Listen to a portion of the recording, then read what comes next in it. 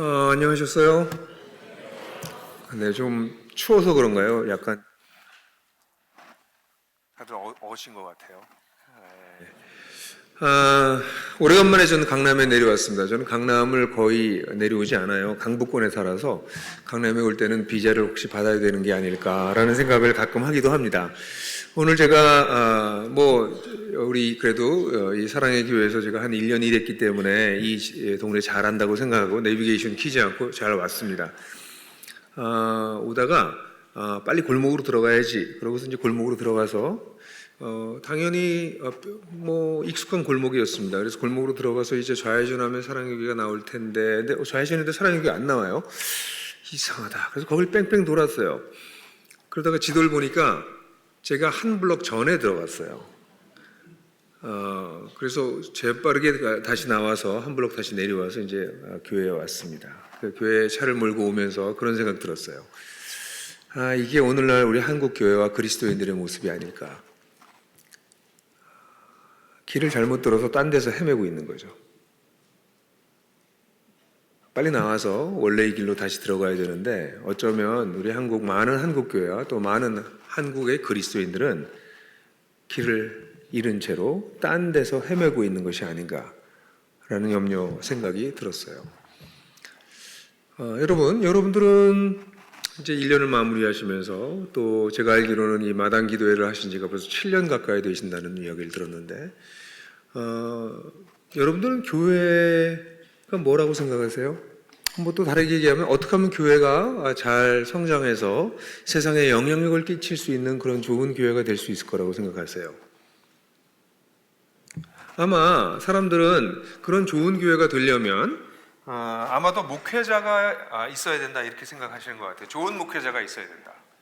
목회자 한 명 잘못 오면 교회 엉망된다. 이런 걸 경험하시는 분들도 참 많아서 좋은 목회자가 있어야 된다 이렇게 생각하시는 것 같기도 하고요. 또 교회는 좋은 프로그램이 있어야 된다 이런 걸 생각하시는 분들도 있고, 또 큰 교회를 속칭 성전이라는 걸 지어놓으면 교회가 잘 될 거라고 생각하는 분들도 있는데 사실 그러면 사람들이 몰려들긴 합니다. 그 현상을 우리는 저쪽에서 보고 있잖아요. 그렇게 하기 위해서는 교회에는 또 재력가도 좀 있어야 된다고 생각할 것 같고요. 그러려면 교회 나오는 성도들이 좀 시간도 좀 많이 있어야 되겠다. 여유가 좀 있어야 그래도 교회 생활을 좀 잘할 수 있지 않을까. 이런 생각도 할 수 있습니다. 근데요, 이런 얘기들이 대부분의 교회 목회자나 성도들이 공통적으로 가지고 있는 생각이에요. 교회는 좋은 목회자가 있어야 되고, 좋은 공간이 있어야 되고, 재력도 좀 있어야 되고, 그 성도들은 시간도 좀 여유가 있어야 되고, 그래야 교회가 잘 될 거라고 생각을 해요. 근데 성경에 나타난 교회들을 제가 살펴보면서 성경에 나타난 교회들은 이런 조건들을 전혀 가지고 있지 않았습니다. 이런 조건을 전혀 가지고 있지 않았는데도 불구하고 교회가 잘 성장했을 뿐만 아니라 세상에 영향을 끼쳤습니다. 저는 나들목 교회라고 하는 교회, 원래는 나들목 사랑의 교회라고 우리 옥하룡 목사님이 사랑해를 써라 이렇게 은혜를 베풀어 주셔서 나들목 사랑의 교회라는 이름으로 교회를 시작했다가 얼마 후에 이 사랑해라고 하는 브랜드가 우리의 아이덴티티랑 안 맞는다라고 생각해서 성도들이 이름을 바꾸자고 해서 나들목 교회라고 이름을 바꿨습니다. 근데 나들목 교회를 개척하고 저는 지난 5월 달에 우리 교회가 5개로 나뉘어졌습니다. 그래서 동시에 이미 2개의 교회를 분립했지만 그런 소규모 분립으로서는 우리의 꿈을 이루기가 좀 그렇다. 이제 우리 아예 5개로 나뉘어지자. 그래서 교회가 지금 원래 있던 자리, 또 양평, 동북부, 서부, 남부까지 이렇게 5개 교회로 나뉘어졌습니다. 그래서 그 각 곳에서 나름대로 역할을 감당하고 있습니다. 나들목 교회가 시작될 때 나들목 교회는 안디옥 교회를 벤치마킹했어요. 그래서 제가 저한테 많은 사람이 질문했어요. 목사님 어떤 교회를 벤치마킹 하셨어요? 사랑의 교회예요? 오늘의 교회예요? 그래서 아니요, 안디옥 교회예요. 그랬더니 그러면 전주에 있는 거예요? 뉴욕에 있는 거예요? 이렇게 물어보곤 했습니다.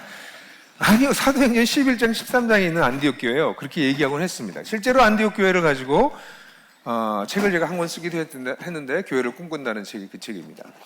실제로 그렇게 교회가 세워졌습니다. 그리고 교회가 이제 우리가 분립하게 될 때쯤에 저희는 데살로니가 교회를 주목하기 시작했어요. 왜냐하면 데살로니가 교회야말로 거의 있어야 될 교회 부흥, 교회 성장의 조건들을 갖추고 있지 않았기 때문에 그렇습니다. 데살로니가 교회는 사도 바울 선교팀이 그곳에 들어가서 실제로 한 3개월에서 6개월 정도 사역했을 걸로 보여집니다. 데살로니가 사도행전은 3주 동안 3번의 안식일에서 설교를 했다는 얘기가 나오지만 그건 회당에서 3주를 가르쳤다는 얘기고, 바울은 아마도 3개월에서 6개월 정도 데살로니가에 있었을 것입니다. 근데 데살로니가에서 폭동이 일어나고 데살로니가 선교팀이 추방당합니다. 추방당한 상황이었습니다. 그리고 데살로니가라고 하는 도시는, 이 고대 도시 그러면은 여러분들이 로마 뭐 이런 거 생각해서 굉장히 발전된 곳이라고 생각하지만, 사실은 고대 도시는 아주 열악하고 더럽고 위험한 곳이었습니다. 물론 거기에서도 부자들이 있었지만 가난한 사람들이 대부분이었어요. 그냥 예를 하나 드릴게요. 우리 고대 도시에 고층 건물이 있었을까요? 고대 도시에 고층이라고 할 수는 없지만 5, 6층짜리 건물들이 있었습니다. 5, 6층짜리 건물이 주로 뭘로 사용됐을까요? 주거지였습니다. 인슐라라고 불리우는 집들이 있었어요. 그래서 5, 6층짜리가 있었습니다. 그리고 개인주택도 물론 있었습니다. 개인주택 때 인슐라의 비율은 1대 25 정도 됩니다. 그러니까 대부분이 인슐라와 같은 이런 집인데요. 그러면 5층이면 그냥 쉽게 생각해 보시죠. 창문이 있었을까요? 창문이 뚫렸겠죠? 그럼 유리창이 있었을까요? 유리창이 만들어진 몇백 년 안 됐습니다. 물론 창틀도 없었습니다. 그냥 구멍만 뚫어 놓은 것이죠. 비가 오면 어떡할까요?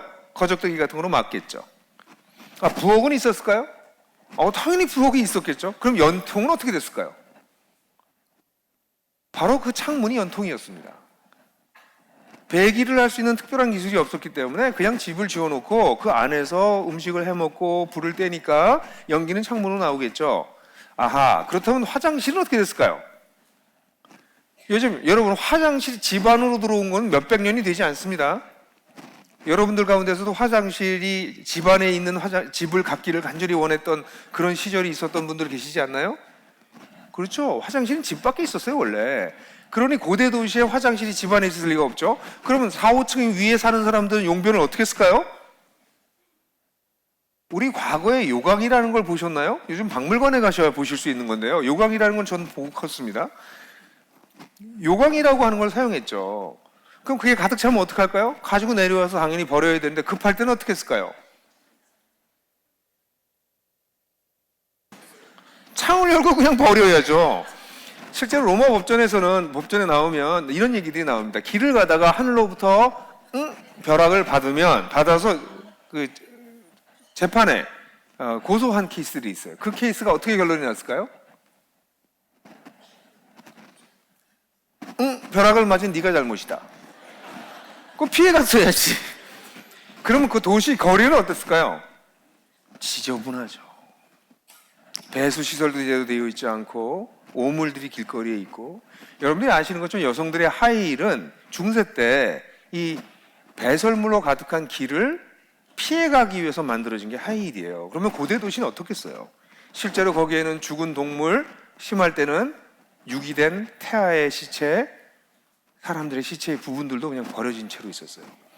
그래서 쩍하면 역병이 돌았고요. 역병이 돌면 사람들을 3분의 1이 죽어나가기도 하고 반이 죽어나가기도 했어요. 그곳이 데살로니가 도시입니다. 사람 살기 굉장히 어려운 도시예요. 그러니까 거기에 있는 사람들은 가난했습니다. 특별히 고린도 후서를 보면 사도 바울이 편지를 쓸 때 마게도니아에 있는 교회는 가난한데도 불구하고 열심히 헌금을 했다 이러면서 그 부자 교회인 고린도 교회를 꾸중합니다. 마게도니아 교회의 중심 교회가 데살로니가 교회입니다. 데살로니가 교회는 가난한 교회였습니다. 그 가난한 거주지, 사람 살기 참 어려운 곳, 거기다가 바울과 같은 탁월한 목회자가 있긴 했으나 3개월에서 6개월 사역하고 교회 개척하다 말고 떠나버린 곳, 사역자도 없었어요. 제대로 훈련된 성도들도, 성도 지도자들도 많지 않았던, 3개월에서 6개월 사역했는데 교회에서 무슨 리더가 세워지겠어요? 이런 열악한 상황에서 데살로니가 교회는 세워졌습니다. 도대체 무슨 일이 일어난 거죠? 어떻게 데살로니가 생존이 가능했을까요? 아니, 생존이 가능한 정도가 아니라 사도 바울도 걱정이 굉장히 심했어요. 그래서 사도 바울이 전도 여행을 하면서 좀 내려가서 아테네에 이르러서 디모데를 보냅니다. 그리고 이 바울 팀은 고린도까지 이르러요. 그리고 아테네에서 떠나던 디모데가 데살로니가에서 교회를 보고 내려와서 바울에게 데살로니가 교회 이야기를 했어요. 데살로니가 교회는 AD 49년 정도에 세워졌습니다. 그리고 아마 이 바울이 편지를 쓴 것은 고린도에서 편지를 썼을 터인데 AD 51년 정도 쓰여졌기 때문에 교회가 세워진 지 1년 반 정도 만에 쓰여진 편지가 데살로니가 전서라고 말할 수 있어요. 근데 이 편지를 보면 여러분들이 우리가 함께 읽었던 것처럼 1장 8절을 보면 너희에 대한 소문이 마게도니아 아가의 모든 지역에 울려 퍼졌고 주님의 말씀이 너희로부터 각 처에 퍼졌으므로 우리가 할 말이 없다. 이렇게 얘기해요. 우리가 할 말이 없다. 무슨 말이에요? 걱정하고 염려했는데 걱정과 염려는커녕 데살로니가 교회 너희는 너희들의 믿음의 소문과 너희들을 통한 주님의 말씀이 각 처에 퍼졌으므로, 이 퍼졌다는 단어는 링잉이라는 단어입니다. 이 소리가 나서 막 울려 퍼지는 것처럼 마게도니아 악의 굉장히 넓은 지역이에요. 한반도 반 정도 되는 지역입니다. 그렇게 넓은 지역에 너희의 소문이, 주님의 말씀이 너희로부터 퍼져나갔다. 할 말이 없구나. 우리가 걱정했는데 걱정은커녕 너희 너무나 멋지게 교회를 세우고 있구나. 바울이 그렇게 얘기하고 있는 거죠. 저는 데살로니가 교회를, 안디옥 교회에 대한 기록도 물론 사도행전에 나오지만 데살로니가 교회야말로 교회가 초기에 어떤 모습으로 세워졌는가를 연구하는데 정말 좋은 사례라고 생각해서 데살로니가 전서를 열심히 공부해서 그 얘기를 가지고 우리 한 2년 전에 나들목 교회가 이제 5개로 분립되는 것을 결정하고 우리가 함께 준비해 나갈 때 데살로니가 전서를 가지고 제가 9번인가 10번 설교했습니다. 이 책은 지난주에 나와서 막 따끈따끈한 책입니다. 근데 이 책은 도시의 하나님 나라라는 데살로니가 전서 강해집입니다. 오늘 밖에 나가시면 사실 수 있도록 제가 소량을 준비했으니 인터넷에서 사실 수 있는 것보다 300원 싸게 드리도록 하겠습니다. 그래서 필요한 분 꼭 가져가십시오. 대단한 교회입니다. 대단한 교회예요. 저희 나들목 교회는 이 교회를 공부하면서 다시 꿈꿨어요. 안디옥 교회를 가지고 꿈꾸고 교회가 세워졌지만 이제는 5개로 나뉘어지기 전에 그래, 우리 데살로니가와 같은 교회가 되자. 근데 이 데살로니가 전서를 제가 여러분들한테 얼마나 많이 얘기하고 싶겠어요? 근데 오늘 제가 12시 전에 끝내야 됩니다. 그래서 가장 중요한 아주 핵심적인 얘기만 말씀드리고 나머지는 여러분들이 실제로 공부하시기 바라요. 공부하셔야 돼요. 기독교는요, 대충 믿는 종교가 아니에요. 그냥 교회만 일주일에 이렇게 한 번 오신 분, 지난 일주일 동안 하나님랑 별로 관계없이다가 오늘 여기 오신 분, 그분들은 예수를 믿는 분이라고 말하기 어려워요. 죄송해요. 예수는 그렇게 믿는 거 아니에요. 일주일에 한 번 교회 가서 목욕탕 가는 것처럼 그렇게 가는 데가 아닙니다. 예수는 매일매일 쫓아야 될 분입니다. 그분은 매일매일 사모할 분입니다. 그분 앞에 매일매일 앉아 있어야 될 만큼 그렇게 아름다운 분이십니다. 그게 소중한 분이세요. 그분을 일주일에 한 번 만나고요? 에이, 여보세요. 이거 불가능해요. 예수를 모르니까 일주일에 한 번만 만나도 되지.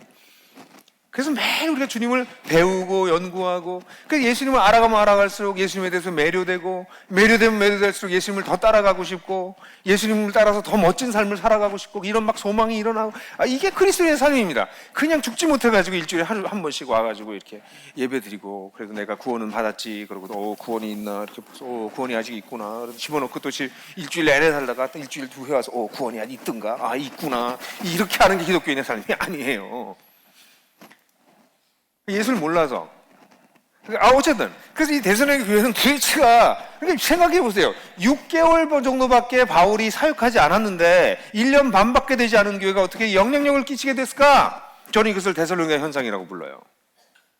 그 현상의 내용이 데살로니가 전서에 자세히 나와 있지만 그걸 요약하면, 우리가 읽었던 본문을 다시 한번 보면 그 본문들도 얘기할 게 굉장히 많은 본문이에요. 그거 제 책에 있으니까 보세요. 근데 여기서 저는 오늘 여러분들하고 함께 동사만 좀 집중해서 보고 싶어요. 한번 보세요. 주의 말씀이 너희에게 이르렀다, 이렇게 나옵니다. 이게 나오기 전에 그냥 동사만 보시면 주의 말씀이 여기 보면 말씀이 이르렀다 그랬죠. 근데 너희가 그 말씀을 받았다 그랬습니다. 그 말씀을, 여기 중요한 여러 가지 표현들은 다 생략합시다. 동사만 봐요. 그래서 너희가 우리와 주를 본받는 자가 되었다. 그리고 난 다음에 마게도니아 악의 모든 믿는 자의 본이 되었다. 그랬더니 너희가 주의 말씀이 너희로부터 들릴 뿐 아니라 온 지역에 퍼졌다. 이렇게 5단계가 나와요. 이걸 요약해보면 이렇게 요약할 수 있습니다. 말씀은 그들을 들었습니다. 첫 번째, 말씀을 들었고요. 듣고 난 다음에 어떤 일이 벌어졌어요? 말씀을 받았습니다. 들었어요. 듣는 거는 지금 여러분들이 듣는 거랑 똑같아요. 여러분들 지금 저의 설교를 듣고 있잖아요. 말씀이 여러분들 이르르고 있거든요. 근데 이걸 받는 사람은 여러분들 몫이에요. 오늘 안 받고 집에 가실 수 있으세요. 일로 들어갔다 일로 나가시면 받은 게 아니에요. 그건 지나간 거지. 말씀을 받았다는 것은 마태복음 13장, 마가복음 4장, 누가복음 8장 예수님의 비유에 첫 번째 나오는 것처럼 좋은 마음으로 말씀을 받아서 인내함으로 열매를 맺는 것을 뜻합니다. 그러니까 씨앗이 뿌려지는 것도 중요하지만 뿌려지는 것과 함께 뭐가 중요해요? 받는 것이 중요합니다. 그러니까 받았어요, 그들이. 근데 여기서 끝난 거 아니라 이들은 주와 그들을, 우리와 주를 본받는 자가 됐습니다. 본받는 걸로 끝난 것이 아니라 그들은 또 누군가에게인가 본이 되었습니다. 그러자 세상 각처에 주님의 말씀과 이들에 대한 소문이 퍼졌습니다. 세상에 영향력을 끼치게 됐습니다. 전 이것을 데살로니가 현상이라고 부릅니다. 말씀을 듣고 말씀을 받고 본받고 본이 되니 영향력이 끼쳐졌다는 것이에요. 여기 대단한 진리가 있습니다. 왜냐하면 한국 교회는 이런 데살로니가 현상이 아닌 다른 현상이 일어나고 있기 때문에 그래요. 간략하게 요약하면 이렇습니다. 말씀을 듣긴 듣습니다. 오늘날. 물론 이 얘기도 제가 자세히 얘기할 거예요. 말씀을 듣지만 말씀을 잘 받는 사람이 많지 않습니다. 도대체 요즘은 인터넷이고 뭐고 말씀을 너무 많이 들어요. 그렇지만 그 들은 말씀을 말씀에 받고 간직하는 사람들은 과연 몇 명이나 되는지는 잘 모르겠습니다. 설교를 너무 많이 들으세요. 그냥 설교를 좋은 설교 하나만 듣고 그 하나의 설교를 일주일 내내 묵상해도 말씀은 받기가 어려운 것입니다.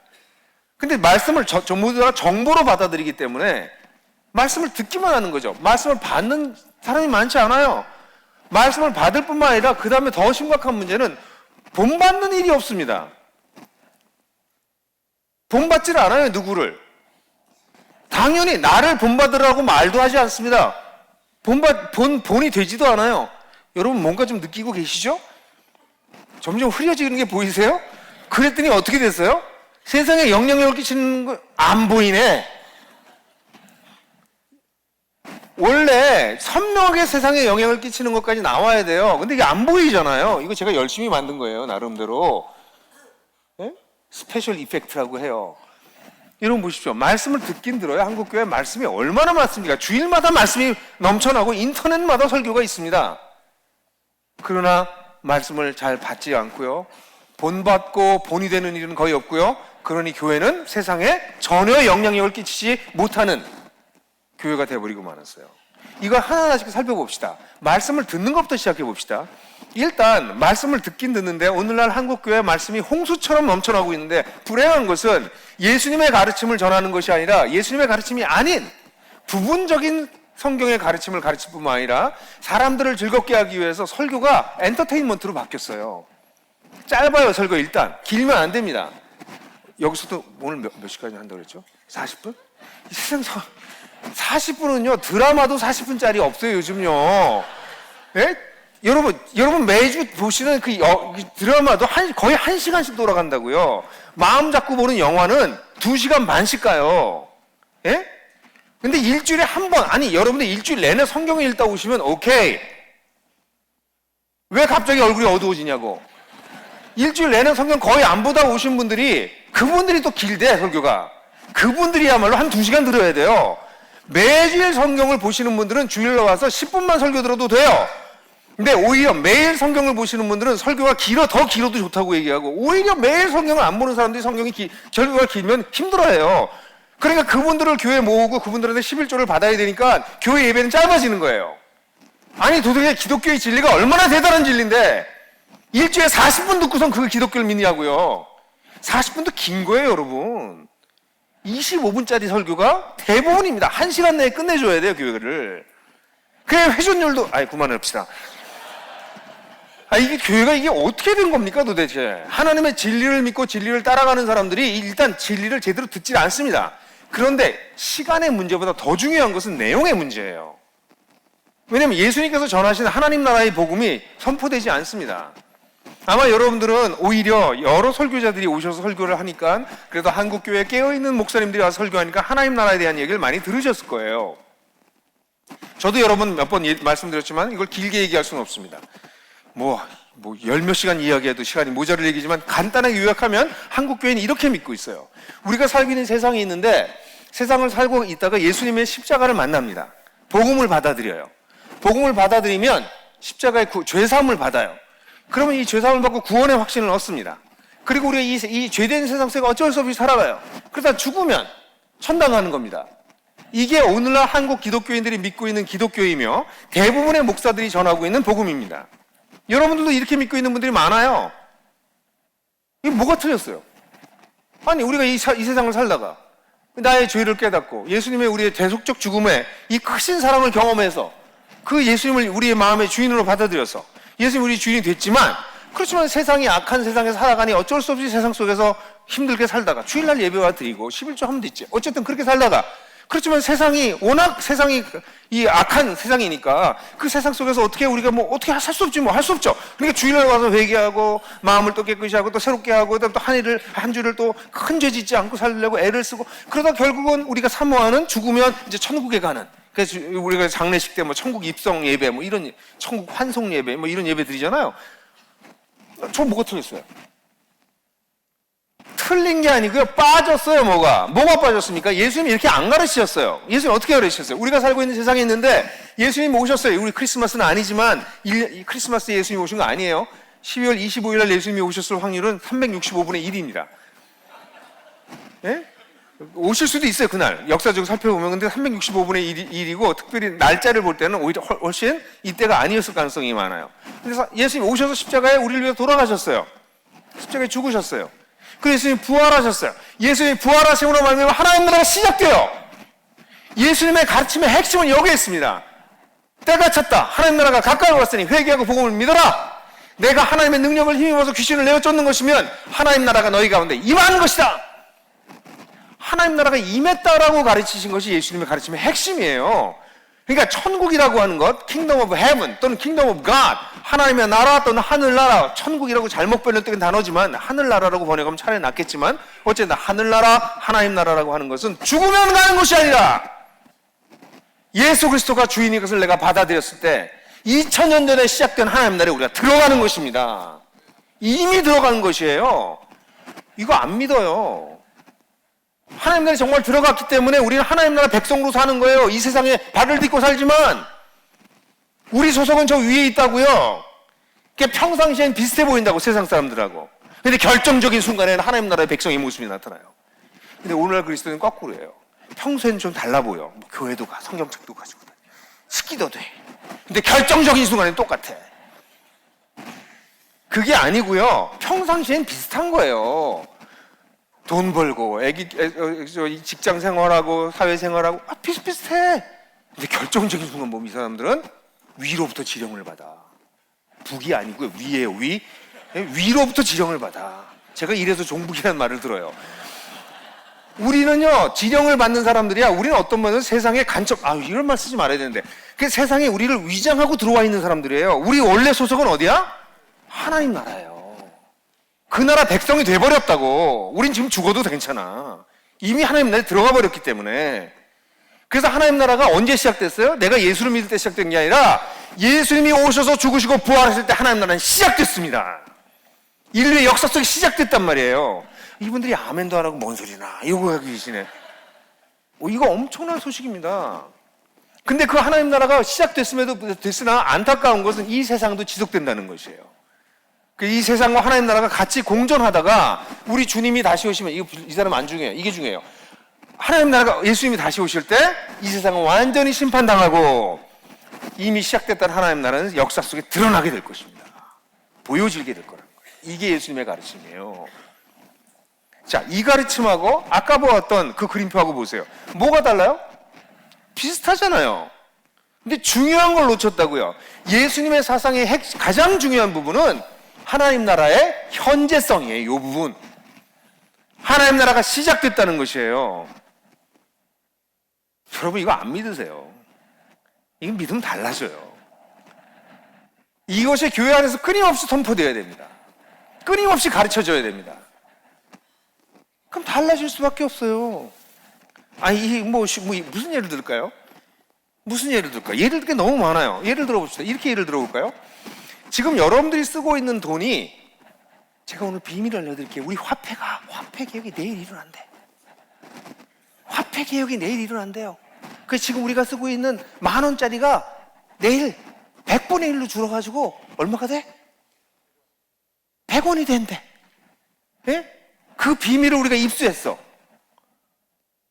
우리끼리만이 아는 얘기예요. 그럼 당장 어떻게 하겠어요? 지금 당장 돈을 이 100만 원, 이 자기에 있는 모든 이 화폐를 어떻게 해야 돼요? 가지고 나가서 빨리 뭘 사야지. 현물 가치가 있는 걸로. 내일이면 이게 휴지 조각이 되니까 여러분이 100만 원이 있었던 사람과 얼마가 되는 거야? 10,000원이 되는 거잖아요. 1,000만 원이 있었다면 10만 원 되는 거 아니에요. 그럼 지금 빨리 가서 뭘 사야지. 그죠? 왜냐면 화폐 가치가 내일 있을 거니까.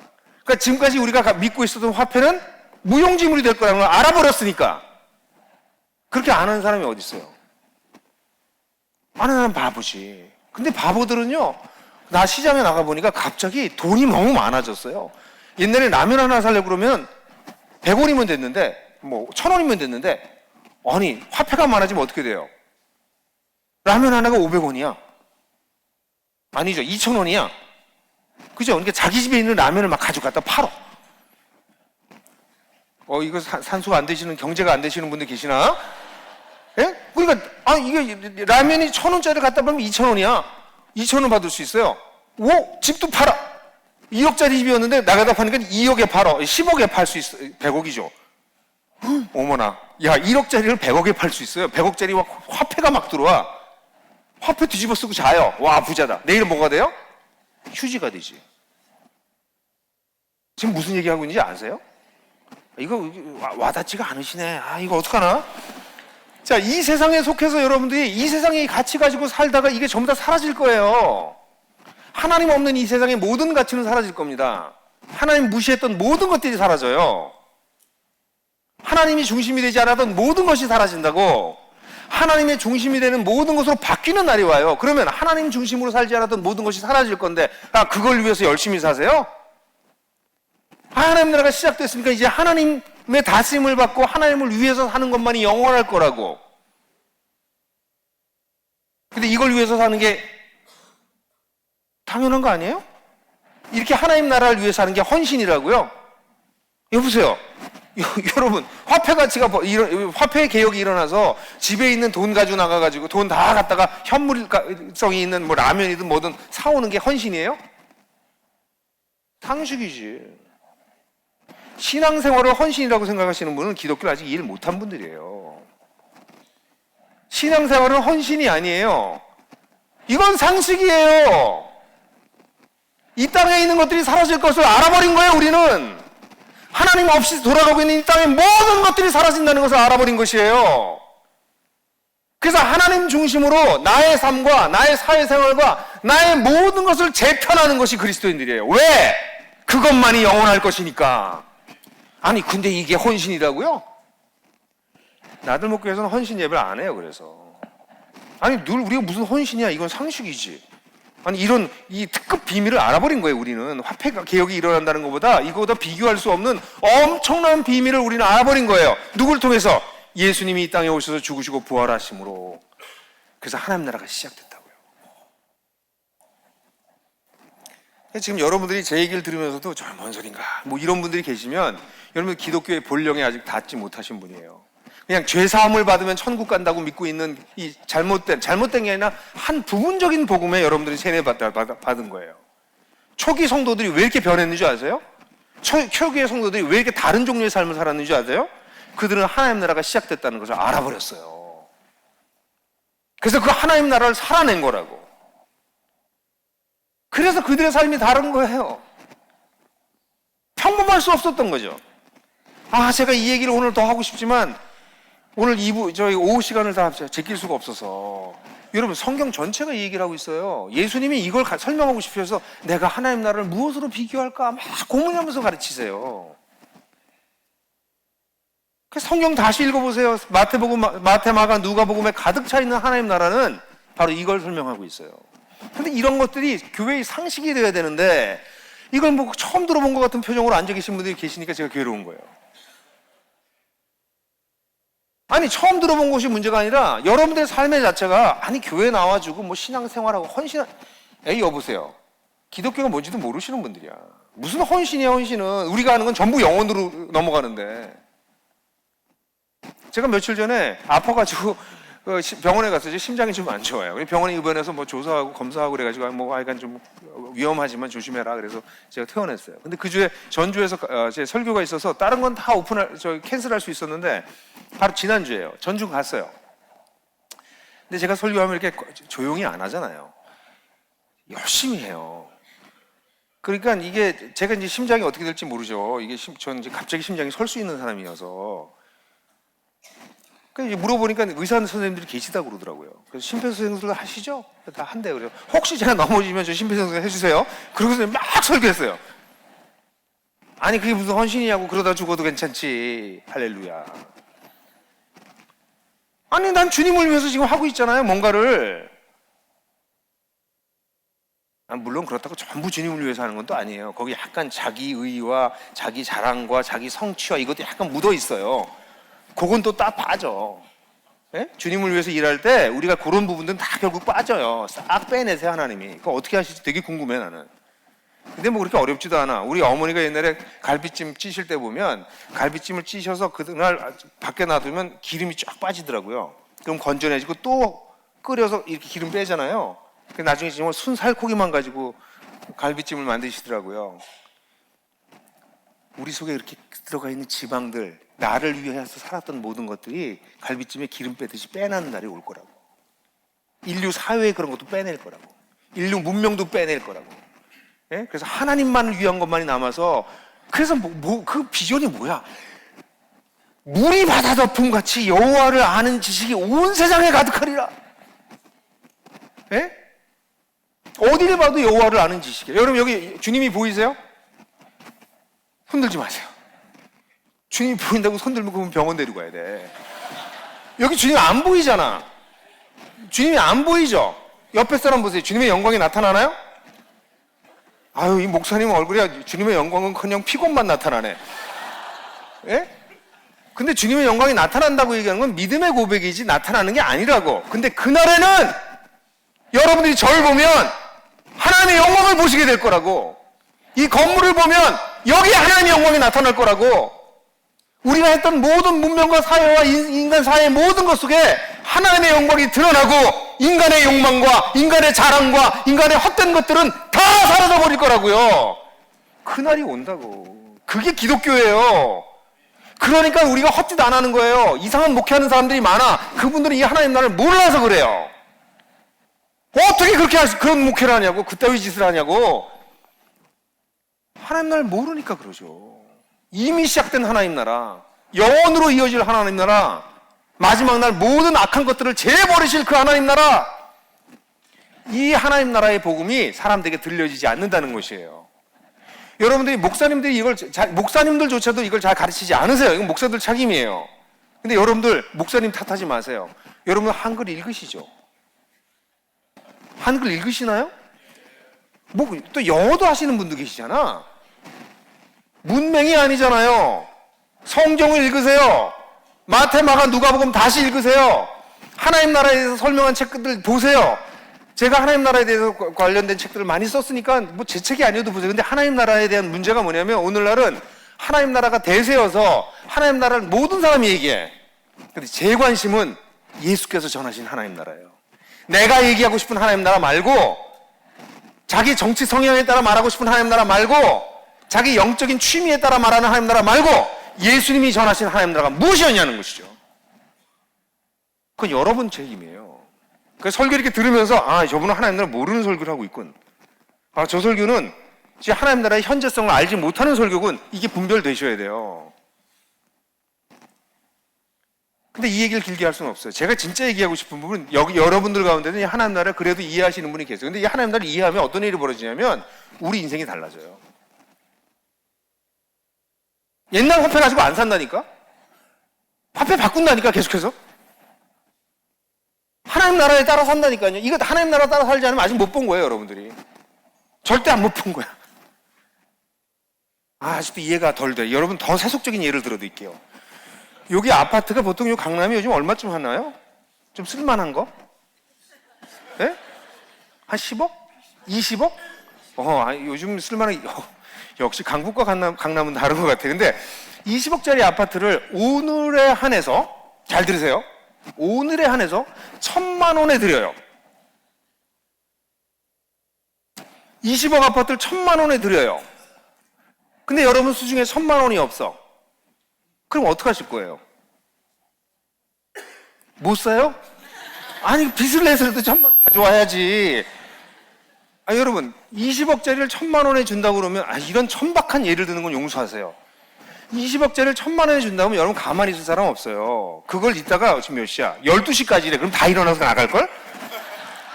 예? 이게 옳은 정보라면 어떻게 가만히 있어요? 20억짜리 아파트를 1,000만 원에 준다는데. 여러분, 하나님 나라의 메시지가 20억짜리를 1,000만 원에 준다는 메시지보다 떨어진다고 생각하세요? 예? 20억짜리를 1,000만 원에 준다 그러면 여러분 가만히 앉아있지 않고 움직인다고! 믿음은 행위를 가져와요. 믿는 대로 행동해요.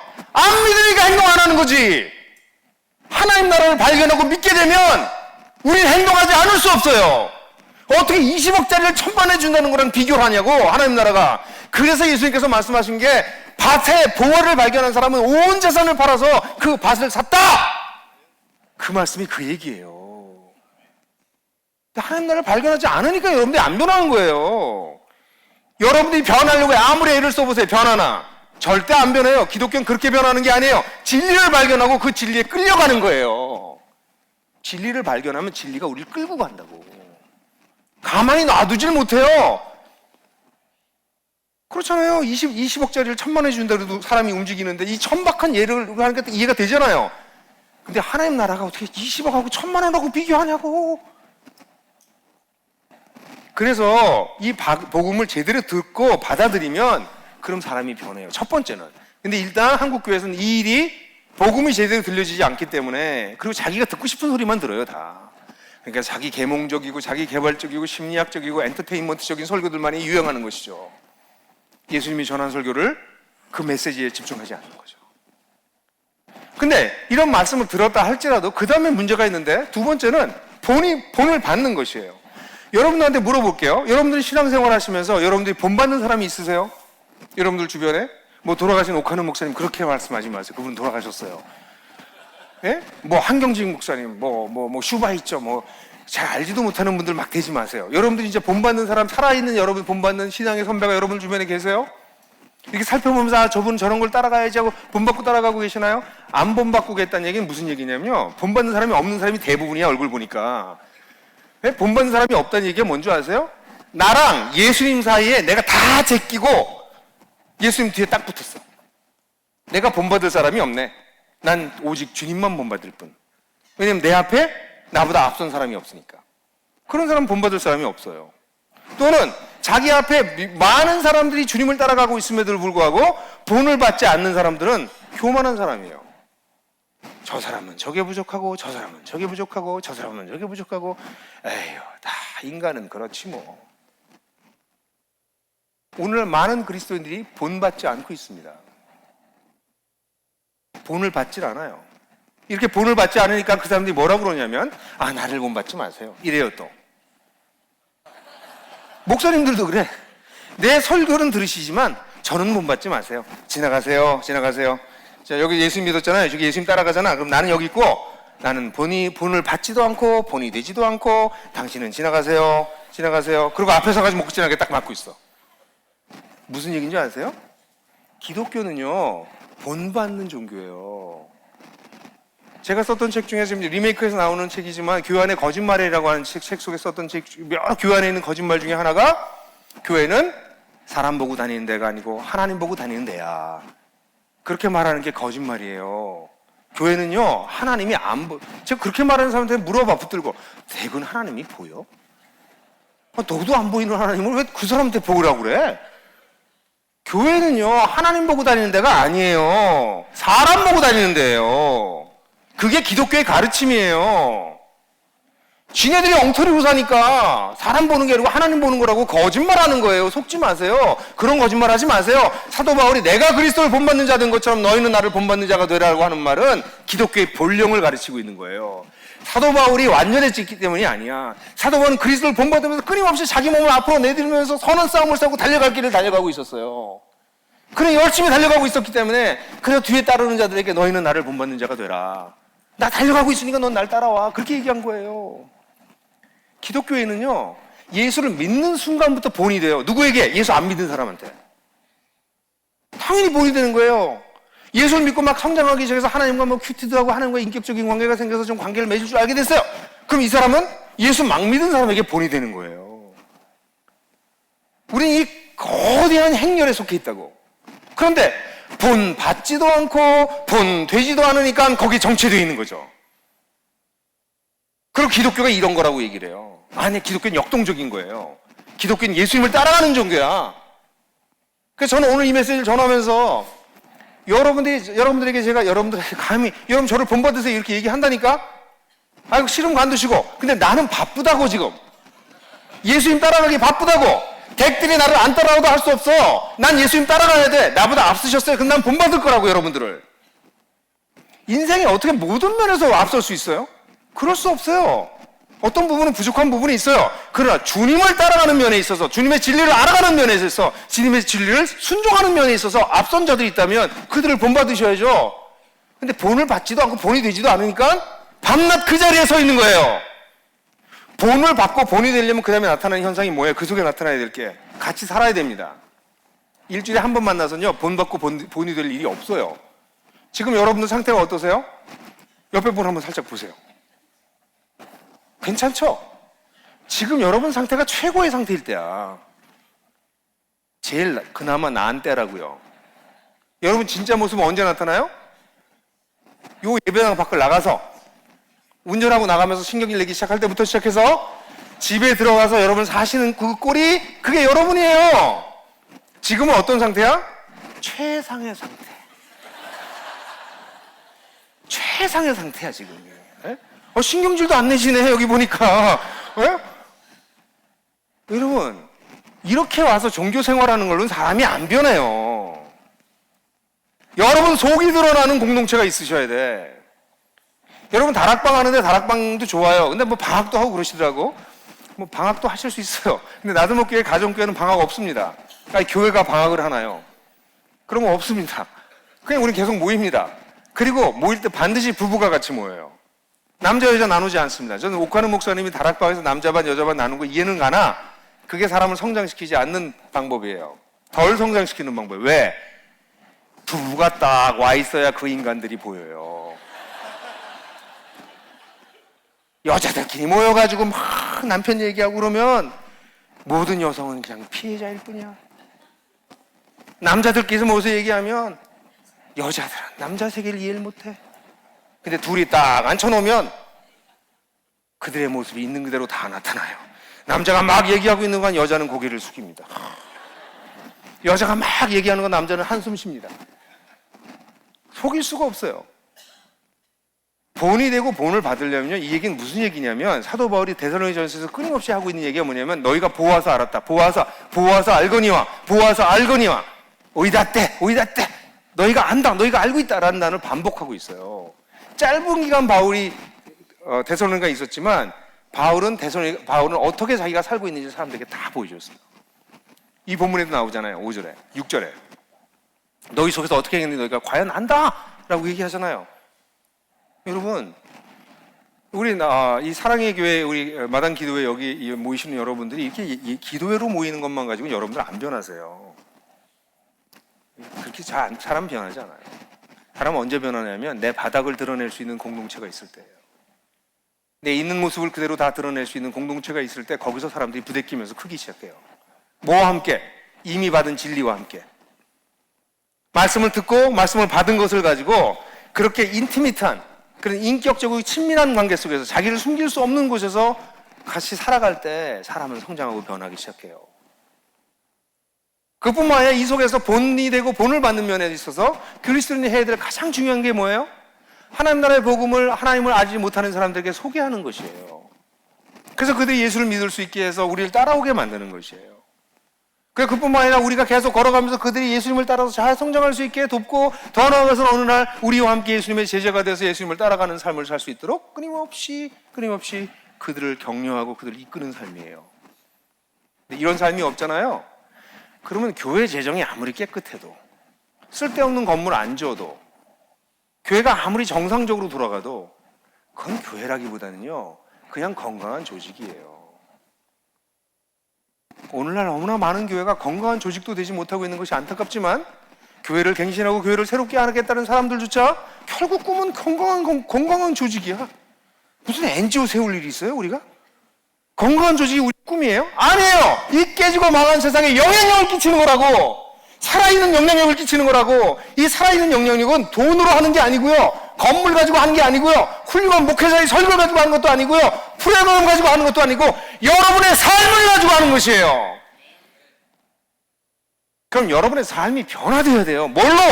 말씀을 제대로 듣고 말씀을 제대로 받아서 그것을 본이 되고 본이 되어지는 삶의 터전 속에서 공동체적 삶을 살 때, 그때 교회는 영향력을 끼치게 돼요.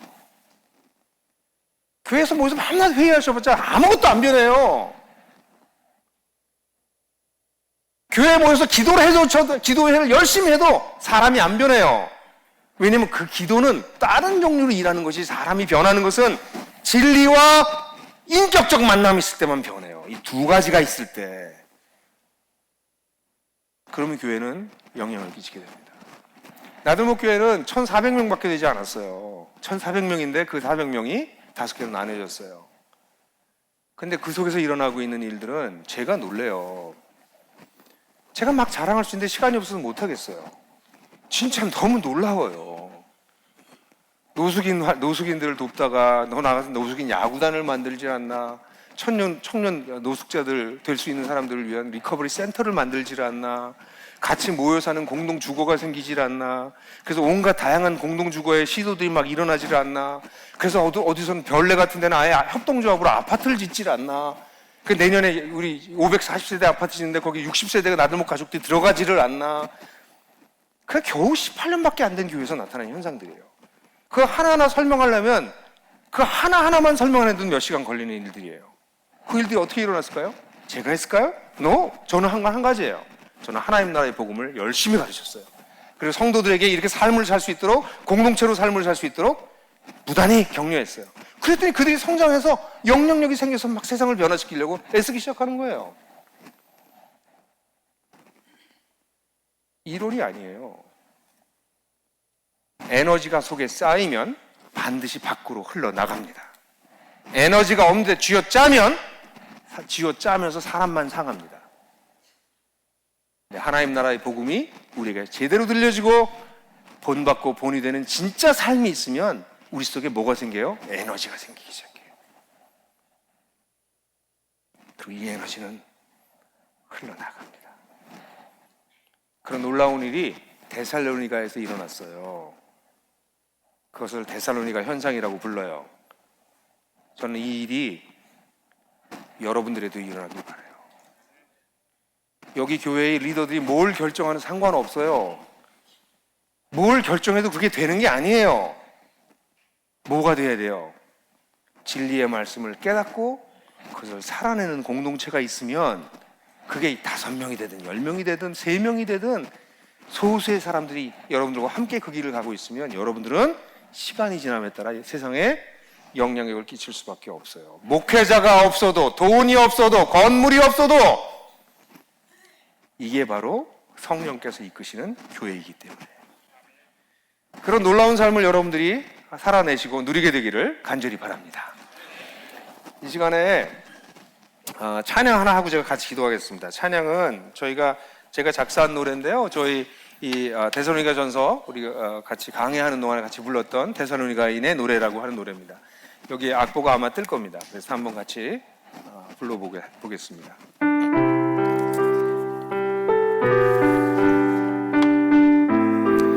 세상 신을 버리고 하나님께 돌아가. 세상 신을 버리고 하나님께 돌아가.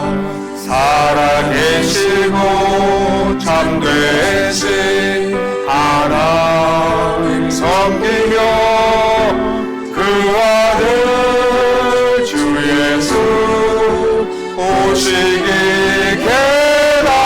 기다리니 그 나라 선사하신 우리 주님 찬양해. 믿음의 행위와 사랑의 수고로 우리 주 예수께도 소망의 인내로 모든 사람 모든 성도 본이 되리. 그 나라 완성하신 우리 주님 찬양해. 서로 위한 쉼없는 기도와 감사로 앞선 선배들과 주님을 본받아 아름다운 이야기 삶으로 이어가니 그 나라 왕이신 우리 주님 찬양해. 악보를 나중에 여러분들 좀 가지시면 좋겠고요. 또 제 책에도 악보가 있고요. 또 QR 코드 치시면 악보 노래도 들을 수 있고 제 설교도 실제로 다 들으실 수 있습니다. 제가 바라는 거는 이 노래가 여러분들의 노래가 됐으면 좋겠어요. 진짜 여러분, 성경에 있는 왜 교회만 성경에 나타나요? 왜 우리 삶은 안 나타나? 왜 데살로니가에는 왜 데살로니가만 있어? 왜 안디옥교회는 사도행전에만 있어요? 그 교회들이 우리 속에서 나타나게 하는 것, 그게 주님의 뜻이고 주님의 능력이고 주님의 영광이 아닐까요? 같이 기도하겠습니다. 아버지 하나님, 우리 사랑의 교회 마당기도회가 이렇게 오랜 기간 동안 이렇게 여기서 예배하며 주님을 찾고 있습니다. 이 성도들을 향하신 하나님의 뜻이 하나님 온전하게 드러나고 그 드러난 하나님의 뜻에 우리 성도들이 순종함으로 이 어그러지고 악한 세상 속에서 살아있는 참된 영향력을 끼치는, 하나님을 기쁘시게 하는, 하나님 살아계신 것을 세상에 증명하는 그런 놀라운 공동체가 될 수 있도록 이곳에 모여 예배하는 모든 성도 한 사람 한 사람들과 우리 마당기도회 공동체 위에 주께서 같이 하여 주시옵소서. 예수 그리스도의 이름으로 기도했습니다. 아멘.